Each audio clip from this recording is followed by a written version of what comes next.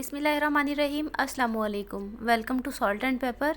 तो आज हम बनाएंगे ब्रेड रोल्स, जिसके लिए ना तो आपको फिलिंग को ब्रेड में भरना पड़ेगा और ना ही आपको ब्रेड को बेलना पड़ेगा। बहुत आसान तरीके से हम इसको बनाएंगे। ये रेसिपी बहुत ही इजी और बहुत मज़े की है और रमज़ान में इफ्तार पार्टीज़ के लिए और बच्चों के लंच बॉक्स के लिए ये बहुत ही ज़बरदस्त रेसिपी है। और सिर्फ 1 पाव चिकन से 15 से 20 रोल्स तैयार हो जाते हैं।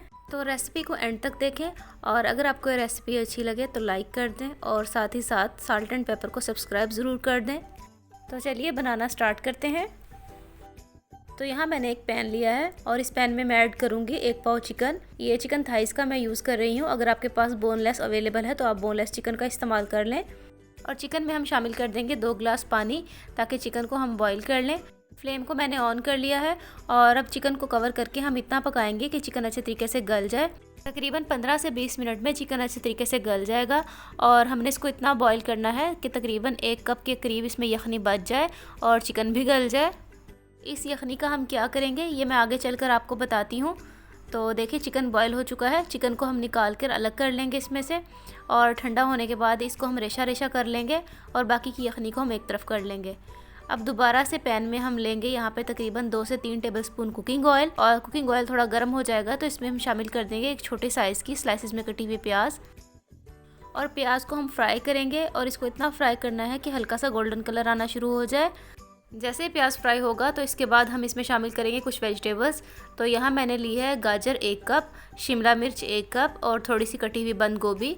आप यहाँ अपनी मर्ज़ी के मुताबिक कोई भी इसमें वेजिटेबल ऐड या स्किप कर सकते हैं, ये टोटली ऑप्शनल है। और अब इसमें हम शामिल कर देंगे जो चिकन हमने बॉईल की थी। चिकन को बॉईल करने के बाद हमने इस तरह से रेशे रेशे कर लिया था। 2 से 3 मिनट के लिए हम इसको फ्राई करेंगे। अब इसमें हम कुछ स्पाइसेस यूज़ करेंगे। तो यहाँ नमक इसमें मैंने ऐड किया है हस्बे ज़रूरत। काली मिर्चों का पाउडर इसमें चला जाएगा 1 टीस्पून। कुटी हुई लाल मिर्च इसमें मैं शामिल कर दूँगी 1 से 1.5 टीस्पून। चाइनीज़ सॉल्ट इसमें हम शामिल करेंगे 1/2 टीस्पून। और इसके बाद वाइट सिरका इसमें चला जाएगा 1 tablespoon. Chilli sauce 1 tablespoon. Soya sauce 1 tablespoon. इन स्पाइसेस को भी आप अपने टेस्ट के अकॉर्डिंग कम या ज़्यादा कर सकते हैं। और अब इन तमाम चीज़ों को हम अच्छे तरीके से मिक्स कर लेंगे। अगर आपको सब्जियां बिल्कुल गलानी है और क्रंची नहीं रखनी तो आप इसमें थोड़ा सा पानी ऐड करके इसको कवर करके पकने के लिए रख दें, वरना आप इसी तरह से सौते कर लें। लेकिन मुझे वेजिटेबल्स थोड़ी क्रंची रखनी थी तो इसलिए मैंने इसमें पानी ऐड नहीं किया। और अब यहाँ हम क्या करेंगे, जो हमने यखनी बचा कर रखी थी उसमें हम शामिल करेंगे 2 टेबलस्पून कॉर्नफ्लोर। तो याद रखिए आपने कॉर्नफ्लोर ही लेना है, मैदे का इस्तेमाल नहीं करना। अब हमने इस मिक्सचर को थोड़ा थोड़ा करके चिकन में ऐड करते जाना है और साथ साथ इसमें हम चम्मच चलाते रहेंगे ताकि इसमें लम्स ना बने। और फ्लेम को हमने बिल्कुल मीडियम टू लो रखना है। हमने इसको इतना कुक करना है कि बिल्कुल ड्राई हो जाए। इसका फ़ायदा ये होगा कि बाइंडिंग में बहुत अच्छी मदद देगा। तो देखिए रोल्स के लिए हमारा स्मूथ सा मिक्सचर बनकर रेडी हो चुका है। यहाँ पर फ्लेम को हम ऑफ़ कर देंगे और इस मिक्सचर को ठंडा होने के लिए रख देंगे। तो यहाँ इतनी देर में हम इसकी कोटिंग तैयार कर लेते हैं, जिसके लिए यहाँ एक बाउल में मैं लूँगी तकरीबन 1 कप मैदा। मैदे को अच्छे तरीके से छान लेना है, इसमें कोई भी लम्स वगैरह नहीं होने चाहिए। साथ ही हम इसमें शामिल कर देंगे 1/2 टीस्पून नमक और थोड़ा सा इसमें पानी ऐड करके इसको अच्छे तरीके से मिक्स कर लेंगे। इस मिक्सचर को ना हमने ज़्यादा गाढ़ा करना है और ना ही ज़्यादा पतला रखना है। बिल्कुल इतनी सी कंसिस्टेंसी का होना चाहिए कि अच्छे तरीके से इसकी कोटिंग हो सके। तो इसको हम साइड पे कर लेते हैं। तो यहाँ पे हमारा मिक्सचर ठंडा हो चुका है, इसको हम एक बाउल में शिफ्ट कर लेंगे। और इसके बाद हम इसमें यहाँ शामिल करेंगे उबले हुए आलू। 2 बड़े साइज़ के आलूओं को मैं इस्तेमाल कर रही हूँ। इसमें आलूओं को मैंने अलग से बॉईल कर लिया था। और यहाँ साथ ही हम इसमें शामिल करेंगे 1 कप ब्रेड क्रम्स। ये मैंने फ्रेश ब्रेड के 3 स्लाइसेस लिए थे और इनको चॉपर में डालकर मैंने इस तरह से चॉप कर लिया है, तो ब्रेड क्रम्स बन गए हैं। और साथ ही अब इसमें हम शामिल करेंगे थोड़ी सी कटी हुई हरी मिर्चें।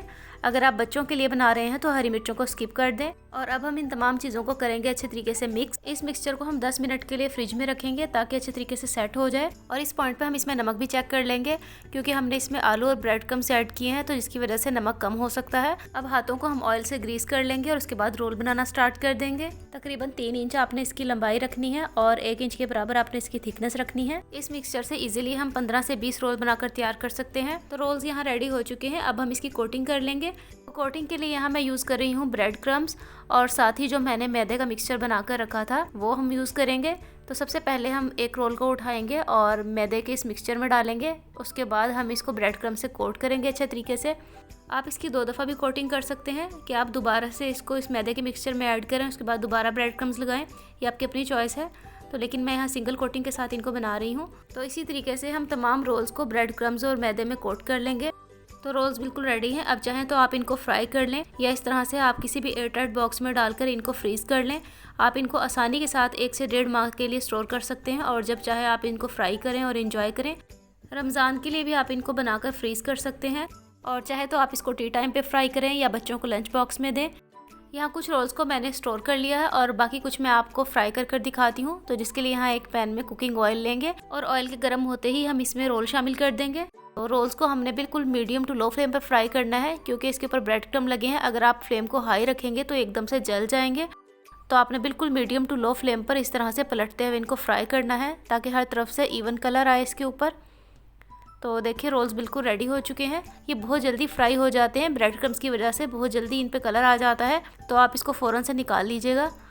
तो व्यूअर्स ये बहुत ही क्रिस्पी और मज़ेदार रोल्स बनते हैं। आप इस रेसिपी को ज़रूर ट्राई करके देखिएगा। बहुत ही डिफरेंट टाइप की रेसिपी है, बच्चों और बड़ों सभी को पसंद आने वाली रेसिपी है ये।